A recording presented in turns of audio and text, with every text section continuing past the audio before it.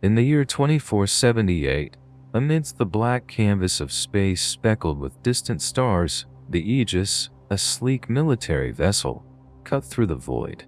I was on board, Commander Adrian Wells, leading a mission that sent shivers down my spine. A distress signal from Eventide Station, a mining outpost in the Castorberus asteroid belt. Beside me stood Dr. Lena Reyes, our medical officer, her eyes reflecting both determination and an unspoken fear. As we approached the station, its silence was louder than any distress call.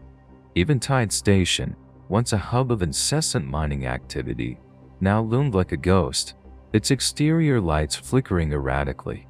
The feeling of desolation was palpable, the emptiness of space mirroring the mystery shrouding the station. "Commander, we're in docking range," reported Sergeant Max Jensen, our communications specialist, his voice steady yet tinged with anxiety. Systems engineer Maya Patel monitored the readouts, her youthful face etched with concentration.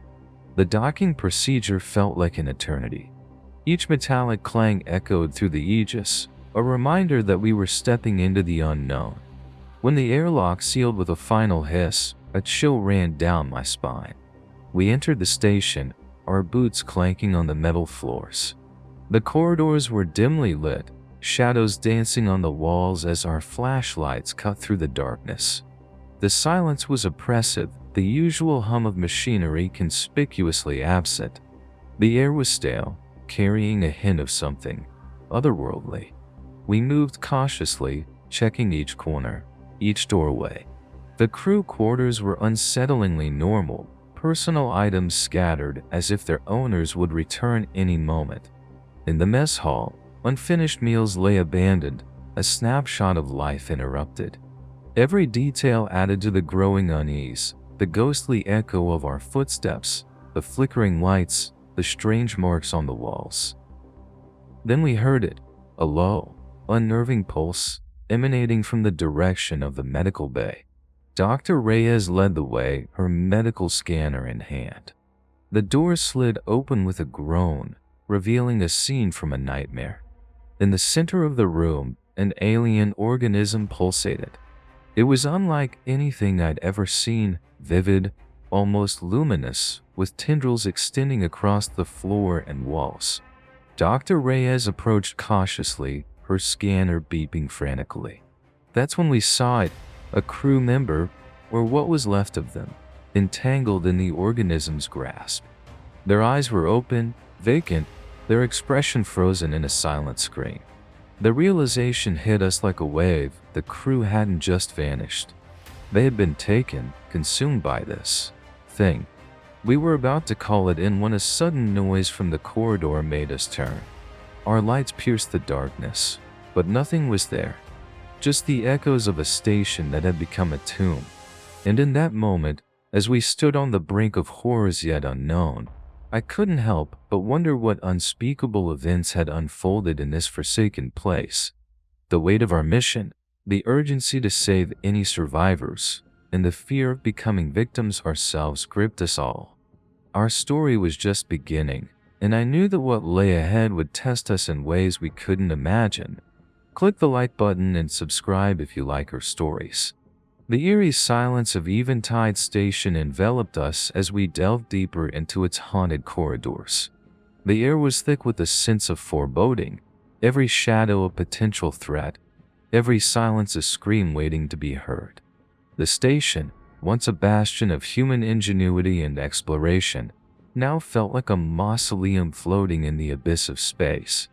Sergeant Max Jensen, our communications specialist, kept a tight grip on his weapon, eyes scanning for any sign of life, or what was left of it.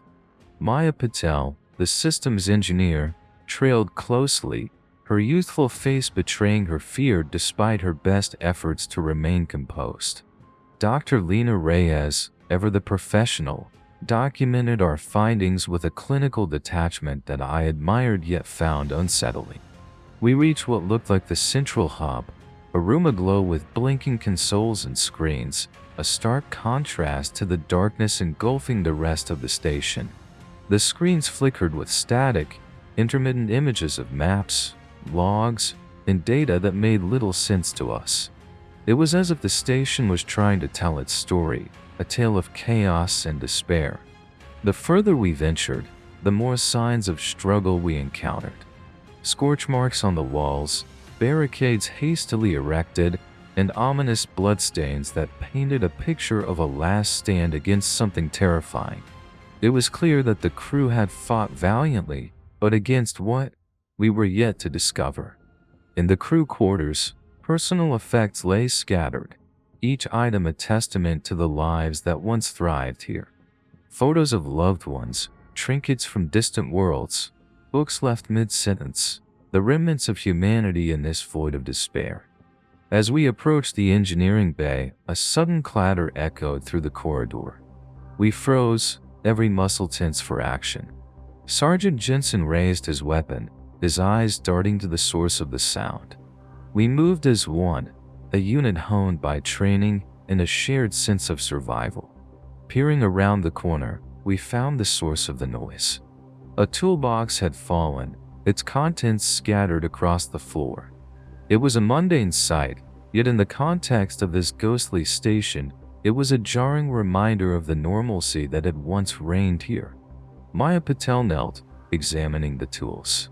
"Looks like someone was trying to repair something in a hurry," she noted, her voice barely above a whisper. It was a small detail, but in the grand scheme of things, it spoke volumes about the final moments of the station's crew. We continued, each step taking us further into the heart of darkness. The medical bay was next. The door was ajar, swinging gently as if pushed by an unseen hand. Inside, the scene was one of chaos, overturned beds, shattered vials, and a haunting layer of silence. Dr. Reyes' hand hesitated on the door. "This is where it started," she murmured, more to herself than to us. Her voice was tinged with a mix of fear and scientific curiosity. As we surveyed the room, it was evident that something catastrophic had happened here. The medical equipment was in disarray, screens displaying readings that made no sense, a symphony of technological despair. A sudden movement caught our attention. From the shadows, a figure emerged, staggering with an unnatural gait. Our hearts raced, hands tightening on our weapons. But as it stepped into the light, we realized it was a survivor, a young engineer by the looks of her uniform. She was in shock, her eyes wide with terror, words tumbling out incoherently. We tried to calm her, but the fear had taken hold, a fear of something we had yet to face. As we led her back to the safety of our group, I couldn't help but feel a deep sense of foreboding. The mystery of Eventide Station was unraveling, and with each step, we were coming closer to confronting the horror that had claimed this place. Click the like button and subscribe if you like our stories. With the traumatized engineer in tow, we pressed on, the weight of her unspoken horrors adding to our own growing dread. Each hallway seemed to stretch endlessly, the station transforming into an endless labyrinth of fear and shadows. Dr. Lena Reyes, her medical instincts in overdrive, insisted we examine the engineer for injuries. In a makeshift infirmary, amidst the chaos of overturned medical supplies and flickering screens, she conducted a quick assessment. The engineer, young and visibly shaken, whispered about an infestation and unseen horrors. Her words sent chills down our spines, a prelude to nightmares yet unseen. Our journey led us deeper into the heart of the station. The medical bay loomed ahead, its door ominously ajar. As we entered, a sight of unimaginable terror greeted us. The room was a grotesque garden of alien flora, a network of pulsating, bioluminescent tendrils entwined around the equipment and walls. In the center, a massive, quivering mass, the source of the tendrils, throbbed with a sickening rhythm. Dr. Reyes, her face pale under the fluorescent glow, approached the organism cautiously. Her scanner beeped erratically, unable to classify the monstrosity before us. "It's like nothing I've ever seen," she murmured, her voice a mix of fear and fascination. Sergeant Max Jensen and Maya Patel stood guard, their eyes scanning the room for any hint of movement. The air was thick with an alien scent, a mixture of decay and something unfathomably ancient.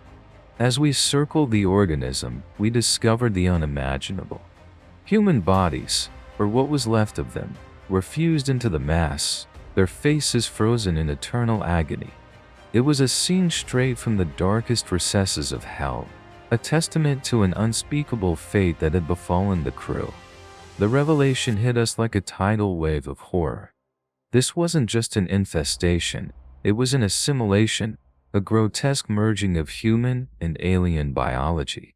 The crew hadn't simply been killed, they had been absorbed, their very essence fueling this alien growth. The engineer, her eyes wide with recognition, pointed to a figure entangled in the mass. "Captain." She tried to stop it, she stammered, tears streaming down her face. The figure, barely recognizable as human, held a haunting poise, as if she had fought to the very end. We stood in silence, the gravity of the situation sinking in. We were not just rescuers, we were witnesses to a tragedy that defied understanding. And somewhere, amidst the pulsating horror, the truth about Eventide Station lay waiting. As we prepared to leave the bay, a sudden movement caught our attention. A tendril, quick as lightning, shot towards us. We jumped back, narrowly avoiding its grasp. The organism was not just a passive horror, it was alive, aware, and hungry. The realization that we were in the presence of a living nightmare spurred us into action. We needed to find any other survivors, understand this alien threat, and above all, survive. Click the like button and subscribe if you like our stories. Reeling from the encounter with the alien organism, our team's nerves were frayed to their limits. The engineer's whispers about the infestation echoed in our minds, painting every shadow as a lurking menace. We proceeded with heightened caution, the oppressive atmosphere of the station weighing heavily on us. As we navigated through the dimly lit corridors, the eerie silence was shattered by a sudden, blood-curdling scream. Sergeant Max Jensen, our ever-vigilant communications specialist, signaled for us to halt. We listened intently, the sound repeating a human voice, twisted in agony and terror. It was coming from the direction of the mess hall. With weapons drawn and hearts pounding, we approached the mess hall. The door slid open with a grating noise, revealing a scene of utter chaos. The room was in disarray, tables overturned, food and utensils strewn across the floor. And there, in the midst of the wreckage, were the infected crew members. Their appearance was grotesque, a horrifying amalgamation of human features and alien growths. Their eyes were vacant, yet filled with a primal hunger. They moved with a jerky, unnatural gait, as if puppeteered by the alien organism that had claimed their bodies. Before we could react, they lunged at us with a ferocious intensity. The clash was sudden and violent, a desperate struggle for survival. Sergeant Jensen and Maya Patel fought bravely, pushing back the infected with well-aimed shots and improvised weapons. Dr. Reyes, her medical training ill-suited for combat, did her best to assist. In the chaos, a stray blow sent me reeling into a side corridor. Dazed, I lost sight of my team, the sounds of the skirmish fading as I stumbled deeper into the station's labyrinthine layout. Isolated and disoriented, I found myself alone in the dim, oppressive halls of Eventide Station. Panic set in as I tried to navigate back to the mess hall. Every corner seemed the same, every door leading to another identical corridor. The station had become a maze, its once familiar layout now a trap ensnaring me. Amidst my frantic search, the reality of our situation sunk in. We were not just battling an alien organism, we were fighting for our very sanity against a station that had become a domain of nightmares. The infected crew, once colleagues and friends to someone, were now mindless extensions of a terror beyond comprehension. I pressed on, determined to regroup with my team. My thoughts were a whirlwind of fear and resolve, knowing that every moment spent apart increased the danger for us all. As I rounded a corner, a flickering light caught my attention. There, huddled in a maintenance closet, were two figures, a young technician and a security officer, their faces etched with fear. Relief washed over me, not just at finding survivors, but at the human connection in this nightmare. Together, we resolved to find the rest of my team, to confront the horrors of Eventide Station, and to escape the clutches of the alien nightmare that had turned a symbol of human achievement into a charnel house of the damned. Click the like button and subscribe if you like our stories. Guided by a faint beacon of hope, I led the technician and security officer through the winding corridors of Eventide Station. The station, with its endless maze of passages and rooms, seemed to conspire against us, but the human spirit, even in the darkest of times, burns with a defiant light. As we navigated the oppressive gloom, distant sounds of struggle reached our ears. Following these echoes of conflict, we found ourselves outside the engineering bay. The door was sealed shut, a flickering keypad standing sentinel. The technician, her hands trembling but determined, worked to override the lock. With a hiss, the doors slid open, revealing a dimly lit refuge. Inside, we found my team, Sergeant Max Jensen, Maya Patel, and Dr. Lena Reyes, alongside a group of survivors. Their faces, marked with exhaustion and terror, lit up with a mixture of relief and disbelief at our arrival. The engineering bay, a sanctuary in the midst of chaos, was cramped but functional. Tools and equipment were scattered about, a testament to the survivors' desperate attempts to barricade themselves against the horrors outside. Among them were miners, scientists, and station personnel, each with their own harrowing tale of survival. Commander Adrian Wells, relieved to see me, quickly updated me on their situation. They had repelled the infected, but at a cost. Ammunition was running low, and the alien presence on the station was growing more aggressive. The air was thick with tension, the survivors eyeing each other with a mix of fear and suspicion.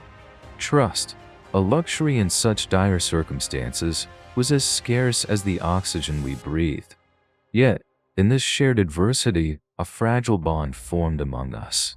Dr. Reyes, tending to the wounded, spoke of a plan to escape. The station's systems were compromised, but there was a chance we could reach the docking bay and launch an emergency shuttle.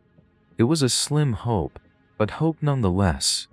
As we prepared for our perilous journey, I couldn't help but reflect on the faces around me. Young men and women, their lives forever altered by an encounter with the unknown. Their stories, their fears, their resolve, all interwoven into the tapestry of this nightmare. We gathered our meager supplies, our weapons, and our courage. The path to the docking bay would take us through the heart of the station, through areas overrun by the alien infestation. It was a gamble, but our only chance. As we set out, the station seemed to watch us, its dark corridors and silent rooms bearing witness to our struggle. We were a flicker of life in a vast, uncaring universe, but we burned brightly against the darkness. Click the like button and subscribe if you like our stories. Our ragtag group, a mixture of military personnel and station survivors, embarked on the perilous journey towards the docking bay. Each step was taken with caution, our senses heightened to every sound, every movement in the shadowy corridors of Eventide Station. The station had transformed into a nightmarish landscape, unrecognizable from the bustling hub it once was. The walls, once pristine and gleaming, were now covered in an alien growth, pulsating with a sickly light. The air was thick with a pungent, metallic odor, the very atmosphere a reminder of the horror that had overtaken this place. As we navigated through the dimly lit passages, surreal scenes unfolded before us. In the hydroponics lab, the plants had mutated, intertwining with the alien organism, creating a bizarre, twisted jungle. The cafeteria, once filled with the chatter of crew members, was now a silent tomb, tables and chairs upended, the remnants of meals left in a panic. The journey was fraught with danger. Every turn, every open doorway could conceal a new horror. Sergeant Max Jensen and Maya Patel led the way, their weapons at the ready, their eyes scanning for any sign of the infected crew. Dr. Lena Reyes and I helped the survivors, keeping them together, offering words of encouragement despite the gnawing fear in our own hearts. At one point, we encountered a group of infected, their bodies grotesquely transformed by the alien organism. The confrontation was brief but intense, a flurry of gunfire and desperate shouts echoing through the station. We prevailed, but not without cost. Our ammunition was dwindling, and the physical and mental toll was evident on everyone's faces. Finally, after what seemed like an eternity, we reached the docking bay. The doors were sealed, the control panel flashing red with warnings and errors. Maya Patel, her hands steady despite the chaos, worked feverishly to override the system. The bay doors groaned open, revealing the escape shuttle, a beacon of hope in the darkness. But our relief was short-lived. From the shadows emerged a horde of infected, drawn by the noise and the light. They surged towards us, a wave of twisted flesh and alien rage. The fight that ensued was chaotic and brutal. We fought back to back, our gunfire a staccato rhythm in the battle for survival. The infected were relentless, but so were we, fueled by the primal urge to live to see another day. In the midst of the fray, a path to the shuttle cleared. We ushered the survivors aboard, even as we continued to hold back the onslaught. The shuttle's engines roared to life, the promise of escape within our grasp. As the last of us boarded the shuttle, I took one final look at Eventide Station. It was no longer a symbol of human achievement, but a tomb of human folly, a stark reminder of the unknown dangers lurking in the vastness of space. The shuttle disengaged, pulling away from the station. We watched in silence as Eventide Station faded into the darkness, its secrets and horrors left behind, but forever imprinted in our memories. Click the like button and subscribe if you like our stories. As the shuttle hurtled through the void of space, away from the cursed Eventide Station, a tense silence enveloped us. We, the survivors, were a tapestry of emotions, relief, sorrow, and the unshakable trauma of what we had endured. The shuttle, a cramped vessel filled with the echoes of our harrowing escape, was now our sanctuary. I, Commander Adrian Wells, sat among my team and the survivors, each lost in their own thoughts. Dr. Lena Reyes tended to the injured, her face a mask of focus, hiding the toll the mission had taken on her. Sergeant Max Jensen and Maya Patel kept watch over the shuttle's controls, their eyes reflecting a vigilance born from the horrors we had left behind. The shuttle's screens displayed the receding image of Eventide Station, its dark silhouette a haunting reminder of the nightmare we had survived.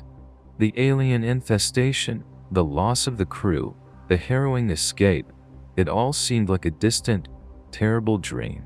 But the scars it left were all too real, etched in our minds and souls. As the station disappeared from view, a sense of finality washed over us.